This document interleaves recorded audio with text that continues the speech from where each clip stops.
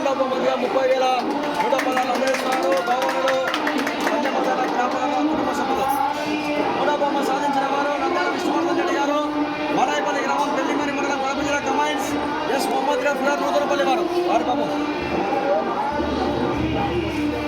ఆయన మూడవ బహుమతిగా 20,116 అందజేస్తున్నారు కీర్తి చేసులు చిలంకూరు వెంకటయ్య గారి జ్ఞాపకార్థంతో వీరి కుమారులు సంగర్ తిమ్మాయిపల్లి గ్రామోత్సవంలో.